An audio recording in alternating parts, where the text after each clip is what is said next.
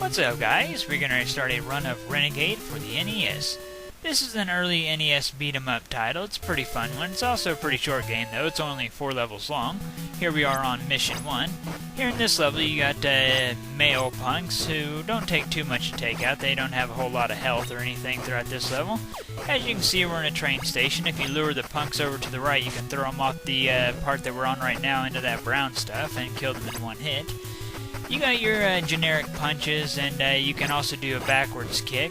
You can do a jump kick by standing in place and pressing A and B. You can also do a running jump kick by double tapping the direction that you want to run and then performing the jump kick. And you can also do a dash punch by double tapping the direction that you want to run and pressing the punch button. As you just seen, you can also collect a P icon, which will power you up, and anything that you hit will fly across the screen.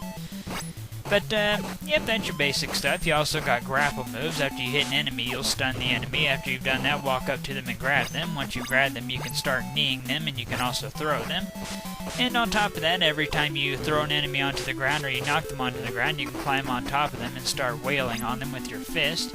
It does quite a bit of damage. You gotta be kind of careful whenever you do that, though, because sometimes other punks like to run into you and knock you off of them. Alright, just like that, we are at the boss of Stage 1, whose name is Jack. Jack isn't anything too special, just fight him like you would a stage punk, basically.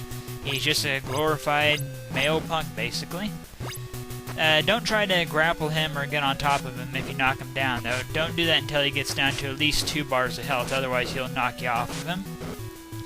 One thing that I always like doing to Jack is throwing him off the area that we're at right now down onto the bottom, like that. Alright.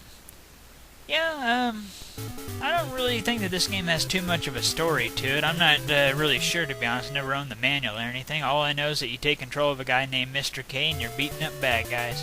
Which is good enough for me. I mean, it's just an old NES game. I don't really need a whole lot of story for this.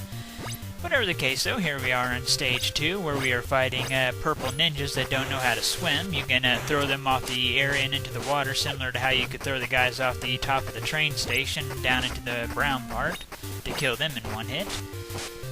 These guys don't have too much health either. Just a few hits will take them out, and just a couple of knees and a throw will usually kill them. I'd probably say that this is the shortest stage here in Renegade. It doesn't take too long. You got a motorcycle segment in it, which is a lot of fun. Throughout the motorcycle segment, you'll find S icons, which is just the motorcycle segment's equivalent to the P icons that you'll find throughout the stages normally. I'll try to showcase the S power-up whenever we get there. Chances are you usually won't see one because that segment goes by pretty quickly. Here we are with some motorcycle punks trying to take us down. Just use your jump kicks to wipe them out. Nothing too hard. One thing that I love doing in this area is finishing off the last motorcycle punk and then running away from the bike. That way Mr. K does some moonwalking. I don't know why, I just really like that. Like I was saying before, though, this motorcycle segment goes by pretty quickly. All you have to do is get next to the guys on the motorcycles and kick them once and they'll die.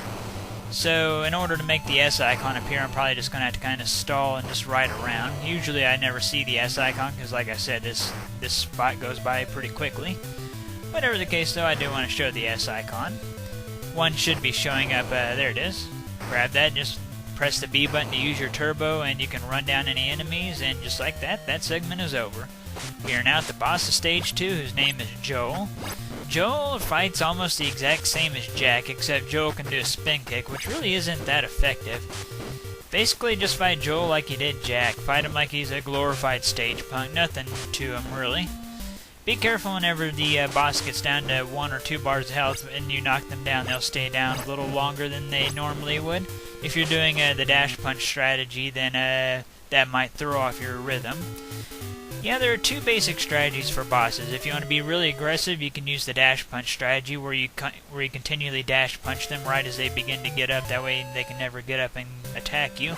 Or you can play more defensively and keep jump kicking them. Get a couple jump kicks in, then back up, and then get another couple of jump kicks in and back up. Those are the 2 basic boss strategies that I follow. Whatever the case, though, here we are in Mission 3, where we're fighting a whole bunch of babes with purses and chains. They seem to have a bit more defense or health, depending on how you want to look at it. There are kind of 2 bosses of this area. There's the main crime lord, whose name is Kim, and then there's a bar filled with some more babe beauties, or whatever you want to call them. But if you want to go with the easier boss, go into the Kato bar over there on the left. And if you want to fight the Crime Lord, go into the building on the right. I usually go with the Crime Lord just because it doesn't feel right to me not to fight the Crime Lord. Whatever the case, though, I just take out some more of these girls and make our way into the boss chamber. I would highly recommend not fighting Kim like she's a glorified stage punk, because she can wipe you out pretty good. If she gets a hold of you, she will slap you like crazy, and it does a ton of damage. If she gets a hold of you like 3 times and does that, she will kill you. So she can be pretty tough. One thing that's kind of weird here in Renegade, though, is that your controls get kind of reversed depending on which way you're facing. If you're facing to the left, then the B button will punch and the A button will do the back kick. Whereas if you're facing to the right, the A button will punch and the B button will do your back kick. So your punch and kick gets reversed depending on which way you're facing. After you've done a few runs of Renegade, though, you tend to get used to it. So it doesn't really bother me that much anymore. Whatever the case, though, here we are on Mission 4. We're back to fighting the male punks. They have a little more health this time around, though. You got 2 places to go after you defeated all the male punks here at the beginning of Stage 4. You can go into the Life Pier building on the left, or you can just go to the garage-looking building on the right. I'd highly recommend not going into the Life Pier on the left just because it's a complete waste of time. Because this stage is one big maze. Some doors can take you all the way back to the start of Stage 4 where we're at right now. Some of the doors can even take you all the way back to Stage 3 inside of the Kato bar where you'd fight the second group of girls. So yeah, the Life Pier, if you enter that, the reason why it's a waste of time is because one of the doors will take you back to where we're at right now at the start of Stage 4. The other door will take you back to the bar at Stage 3, and then the third door will take you into the garage-type building on the right here. So yeah, don't waste your time going into the Life Pier at all. Instead, just go into the building on the right after you've taken out all the punks. Alright, we are now heading a little further into Mission 4. In this little room right here, we just have a few of the male punks, just 3 of them. Take them out, and then after you've wiped them out, enter the door on the left. I always really liked the environments and the music in this game. For an early NES game, this was really well done in my opinion. Maybe it's just me because I grew up with this game that I like it so much, but I just really enjoy this game. Whatever the case, though, as you can see right now, we are fighting 2 Jacks as opposed to 1. As I said before, this is one great big maze of a stage. In some rooms you can fight 2 or 3 Kims, other rooms you can fight 2 or 3 Joels. So yeah, it's a really big maze. I'm going to take what I believe is the easiest and quickest path. Whenever you're fighting the multiple boss rooms like this, I'd actually kind of recommend you play it more defensively with the jump kicking strategy that I mentioned before. However, you know, I've played this game quite a bit. I'm going to play it a little more aggressively and take them out with dash punches. Does a little more damage, of course. Takes them out a little bit quicker.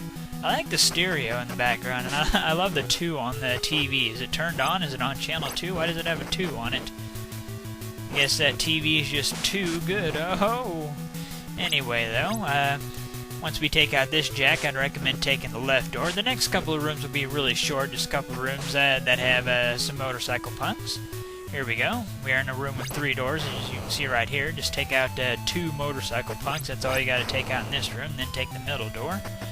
After you take in the middle door, you'll be in yet another room with some motorcycle punks. Just take them out with your jump kicks. After you've done that, take the right door, and we'll be at the boss of Mission 4, which is also the final boss of the game.